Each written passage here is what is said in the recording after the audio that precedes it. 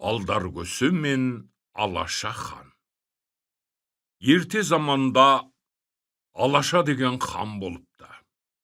Бір күні Алдаркөсе Алаша ханға келіп, тақсыр бір өнерім бар, сізге айтайын деп едім дейді.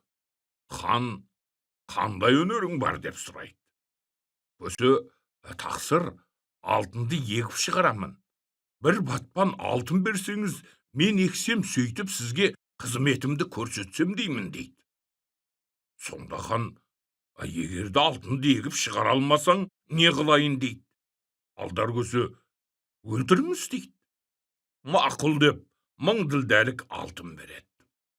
Алдаркөсе алтынды алып үйіне келеді.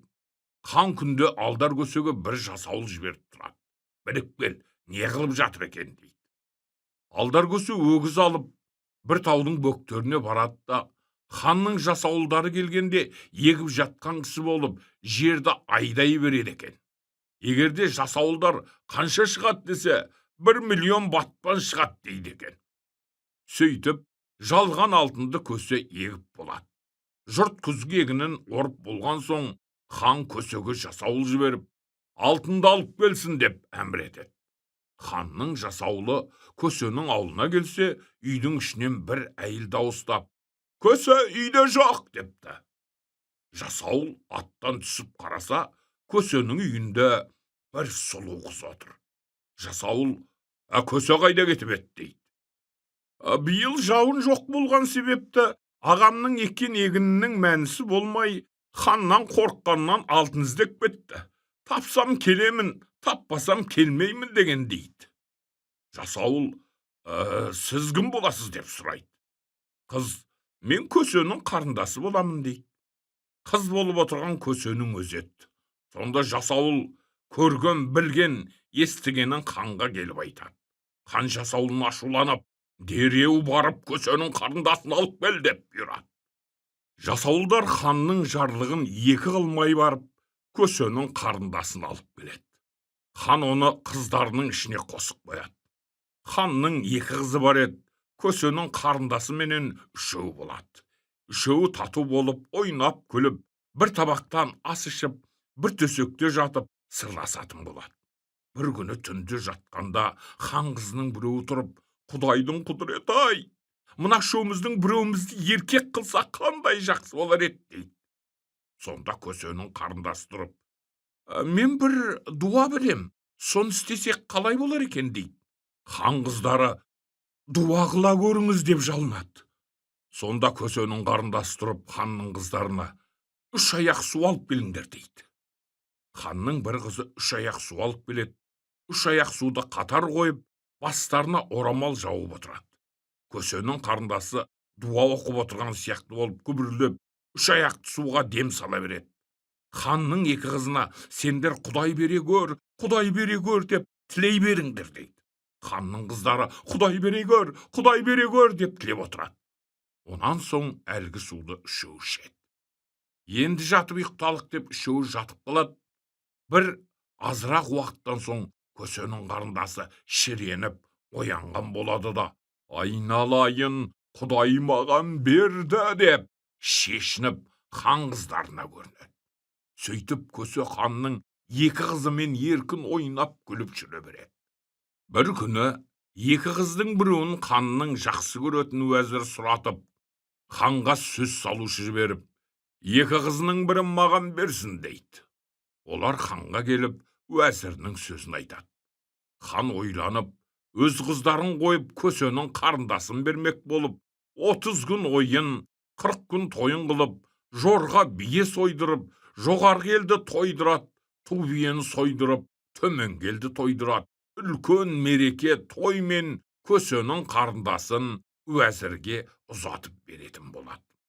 Сол мезгілде көсенің қарындасы ханға айтады, «Тақсыр, менің жаныма 2 қызметші қыз қосып беріңіз. Бірінің құлағы сөз естімейтін керең болсын, бірінің тілі жоқ мылқау болсын» дейді. Хан, «Құп болады» деп, халқынан сұрап әлгі айтқандай 2 қызды тауып беріп, көсенің қарындасын ұзатып жөнелді. Уәзірдің жұрты 7 күндік жер екен. Жолда келе жатып, қонған жеріне жолдастары ұйықтаған мезгілде көсенің қарындасы баяғы ханның қыздарына қылатын өнерін тілі жоқ күнге де қылады, тыныштық бермейді. Күң сорлы керенге алдар көсенің қарындасының істеген бұзықтықтарын ымдап айтайын десе қорқады. Бір жеті жүріп, тұрған жұртына келеді. Уәзір келіншегін үйіне кіргізіп, ойын ойнамаққа ойланады. Сонда көсенің қарындасы уәзірге: неше күннен бері жол жүріп, шаң топырақ боп, үсті басым кір болды. Бір жетіге мәулет берсеңіз, кір қомымды жуып, тазалансам, және екі атты жақсылап жабдықтап қойсаңыз, мініп далаға серуенге шығып, көңіл көтеріп келсек жақсы болар еді. Сонан соң мейліңіз дейді. Уәзір келіншегінің тілегін қабыл алып, екі атты жабдықтатып қояды. Көсенің қарындасы уәзірге: арақ шарап келтірсеңіз, ішіп көңілімізді хош алғызып отырсақ дейді. Уәзір адамына бұйырып арақ шарап алдыртады. Екеуі ішіп болып, уәзірді араққа әбден мас қылып тастап, қыз уәзірдің үйіндегі қазыналарын алып, екі атқа артып жөнек кетеді. Уәзір мастығы тарқап қараса, әйелі екі аты қазыналар жоқ. Бұлардың бәрін қылған өз дұшпандарым деп, халқына қатты қысымшылық көрсетіп іздеу салады. Бірақ ешбірін таба алмай отырып қалады. Көсенің қарындасы манағы екі атқа артқан алтындарды алып, бұрынғы қыз болған айласын тастап, көсенің өзі болып, ханға келіп, екі аттағы артқандарын көрсетіп: тақсыр, берген алтындарыңызды ектім. Биыл жауын болмай қалған соң, сізден қорқып алтын іздеп тауып келсем деп жүргенімде, жалғыз қарындасымды алып келіп, уәзірге беріпсіз. Бұл қандай зорлық, бұл қандай қорлық деп, ханның ордасын жаңғырықтырып, ханның есін кетіреді. Хан тұрып: қарындасың болса, жерін тауып бердім, айып емес, мойныңдағы борышты кештім, алып келген алтыныңды өзің алып өмір сүр дейді. Бұл арада уәзірден кісі келіп қалған. Көсенің қарындасы мен қазынам жабдықтаулы екі жақсы атым жоғалды. Қайдағы қуға мені кез қылды, соны айт деп жіберді дейді. Мұны көсе естіп, бұрынғыдан бетер бажылдай бастайды. Қарындасымды ұрып өлтіріп, бұл жауапты сізге естіртіп отыр дейді.